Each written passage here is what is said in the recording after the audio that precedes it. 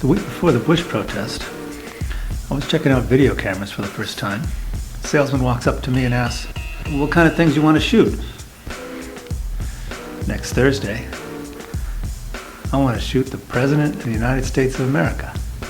Now, obviously, in order to facilitate communication, I was just using the same word as the Circuit City salesman used, shoot. But yeah, take that out of context, and I'm looking at 5 years in the big house. So it is important that we present things in their appropriate context. To do that here, we're beginning with some shots of Seattle's August 23rd Bush protest, and then combining a speech by William Rivers Pitt from that demonstration in Seattle with our coverage of the Portland protest. Normally, the corporate media controls the setting in which news events are placed, and in so doing, determines their meaning. But this ain't the corporate media. We are here for one reason, because George W. Bush was also here, somewhere, to pick up a check. Bunkered in behind millionaires and military might and the vomitously Orwellian First Amendment zones. It's kind of frightening. It seems like the protesters are too controlled. There's a huge police presence. You were given a route. Get off the property now. I don't know. I just feel kind of intimidated. No, the police said we can defend our property as well, so we got bats and all sorts of fun stuff. So we're not afraid. What kind of power? Union power! What kind of power? Union power! He wants to know why you're here. Why? Well, I don't believe in war in the first place. And I think that Bush has been our worst president. I'm going to do whatever I can to see that he is no longer president. So I want to join them. I can only do a little bit. I can do something.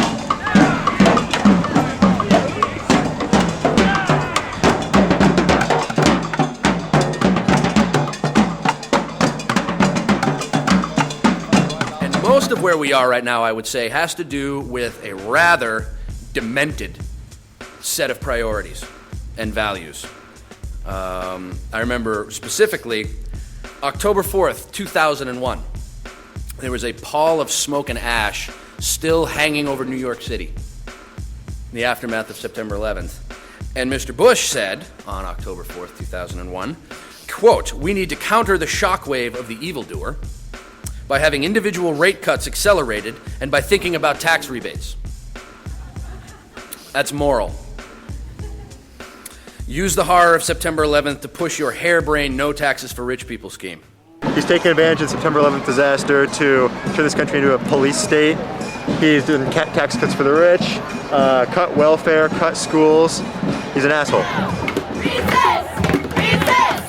Raise up your fist! Resist! Resist! Fight the capitalists! Resist! Resist! Show them that you are pissed! Resist the terrorists! Bush is a terrorist! Bush is a terrorist! Bush is a terrorist! So what do you think of the protest? I think it's fine that people have the freedom to voice their opinions. As long as it's peaceful and stays peaceful, it's fine. Do you have any reservations about Bush at all? I think he should spend more on education than on helping other countries. He helped the children of this country, so we'd become a stronger economy. You mean than blowing up other countries? Yeah. You know about the demonstration? What do you think of George Bush? Thank you. He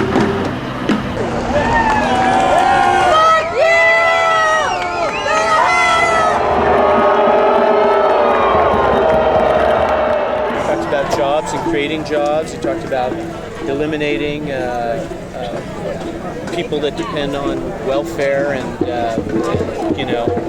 public welfare, give them jobs instead. Just was fairly typical. There wasn't really anything that really stood out, but the whole show was interesting. See, I'd never seen that before. All the security. What kind of food did they serve? I didn't see the menu, I think, but I heard that it was a salmon salad.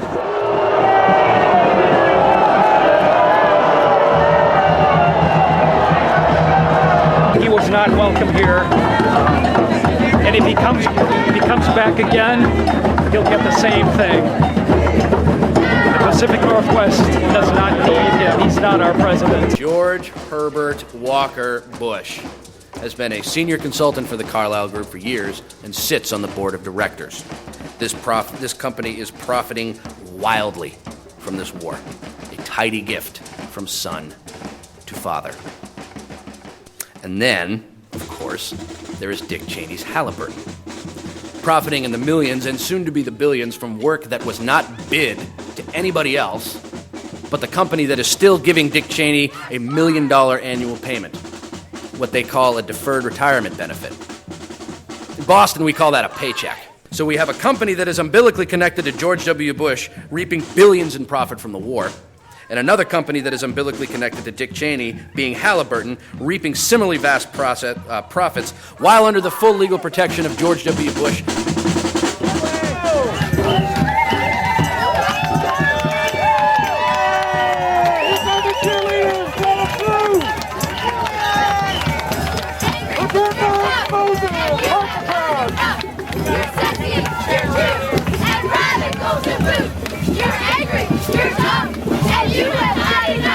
You're sexy, you're cute, and radical to boot. Here come the cheerleaders! Make way! Make way for the cheerleaders! You're sexy, you're cute, and radical to boot.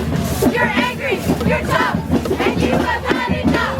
You're sexy, you're cute. Tell me what you're doing here. We're with the Milk for Human Kindness Project, Breastfeeding for Peace, and we believe that it all starts with compassion, and that starts with the mother at home on the breast, and we're here to promote kindness as opposed to violence and war. So what do you think about all the riot police? You're going where? I think it's funny that, on the one hand, it's funny that they're scared of us, and on the other hand, it's probably smart to be scared of moms.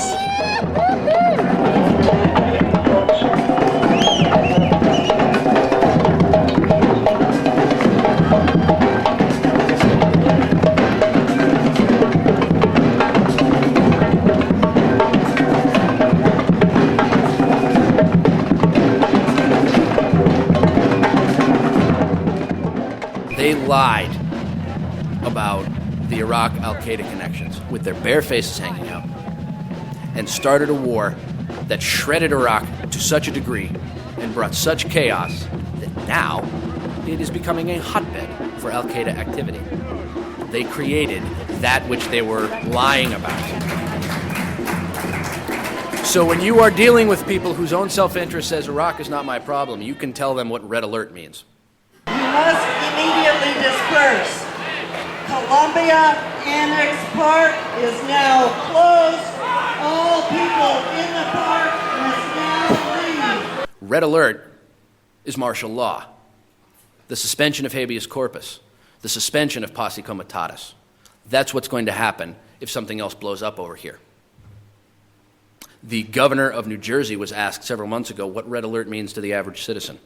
And he said, quote, "It means that you stay in your house. It means that if you go out on the street, you are considered an enemy combatant." Habeas corpus is the fundamental underpinning of our rule of law in this country.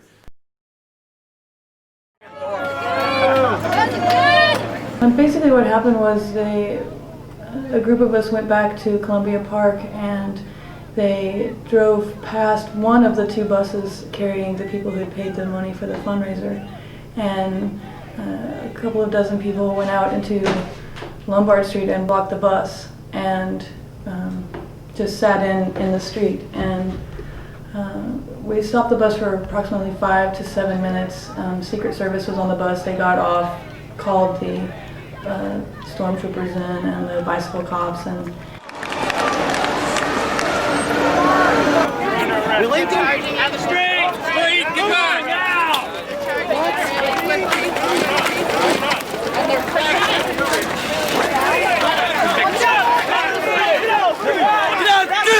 Get out of the street! Get out of the street! Get back!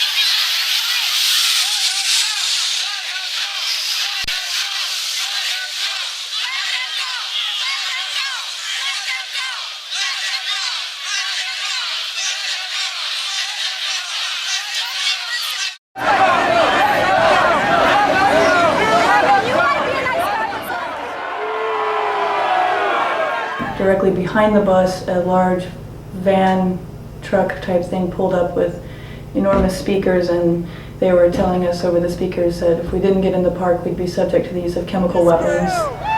Leave the area of the sidewalk and move into the park. Fuck you! Fuck If you fail to do so, you may be subject to arrest. You may also be subject to the use of chemical agents or impact weapons. Riot here! Take off all that stupid gear! I don't see a riot here! Take off all that gear! In the name of the state of Oregon, you must immediately disperse.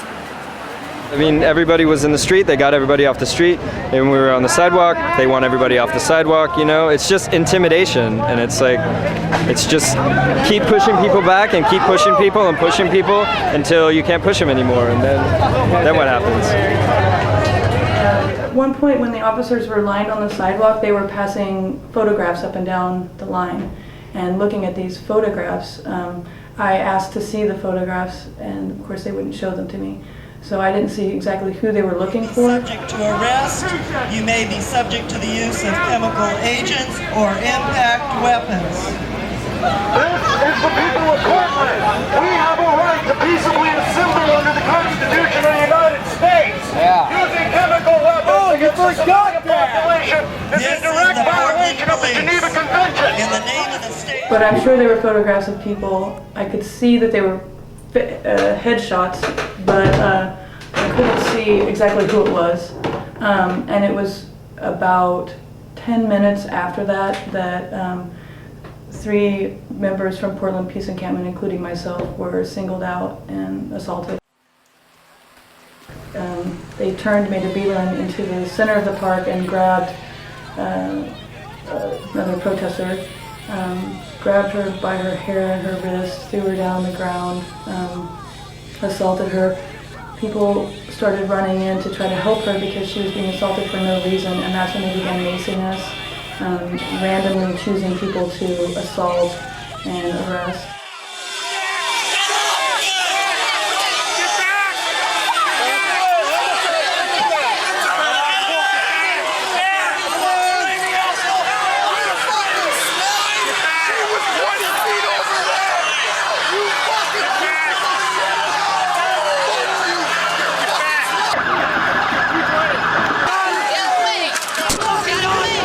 In this world, there's 2 kinds of people, my friend.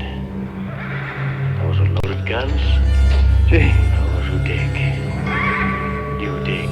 Well, the difference between justice and murder. He's coming out, I can see his horse. Gosh, what excitement.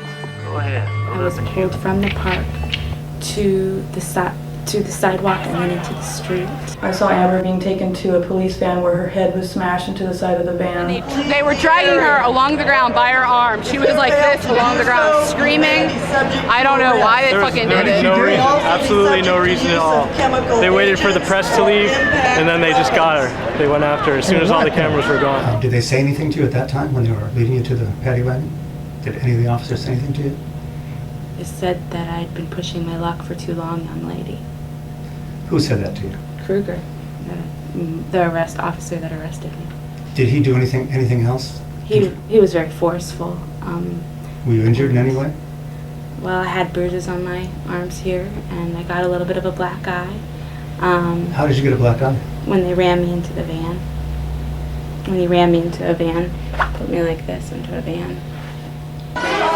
This is the Portland Police. In the name of the state of Oregon, you must immediately disperse. Look at the hours on that. You must all leave Columbia Annex Park. It is closed. If you fail to do so, you may be subject to arrest. You may also be subject to use of chemical agents or impact weapons. My case and all of that has been very traumatic in my life. But in comparison to my family dying and bombs dropping all the time, and I was there for a reason at this protest, and I believe that what we're doing as the United States is wrong. You've got to choose a wish or command. At the turn of the tide is whether The definition of fascism, as espoused by the man who invented it, Benito Mussolini, is clear and unequivocal. Fascism is not defined by the Nazis, although fascism did take on that miserable face. Fascism, as defined by Mussolini, is, quote, the combination of state and corporate power. Welcome, Fortress America, to the true face of your leaders. Welcome to the new fascism, to the commercialized, market research, narcissistic American fascism, to a fascism so slick and hidden by a demonstrably complicit mainstream media that the very people under its rule have no idea how far we have fallen. To the flag of the United States of America and to the Republic.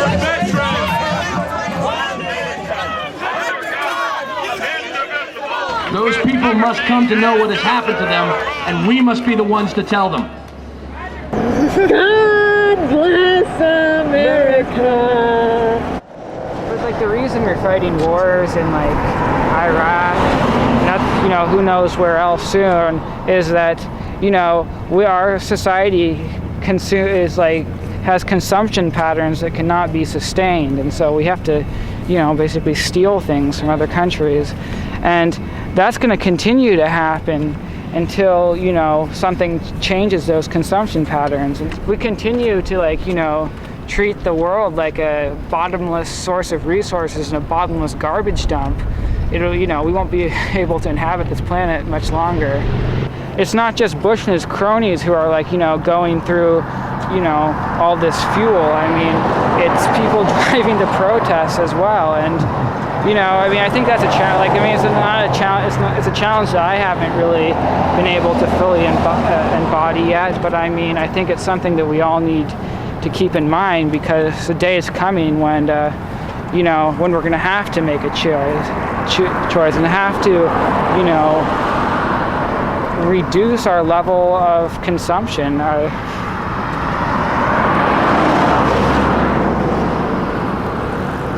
we get back to the fundamentals of life, as community, you know? But they don't want you to know that you're the one who can redefine civilization if you take time to do it. It's a guerrilla funk orchestrated counterattack.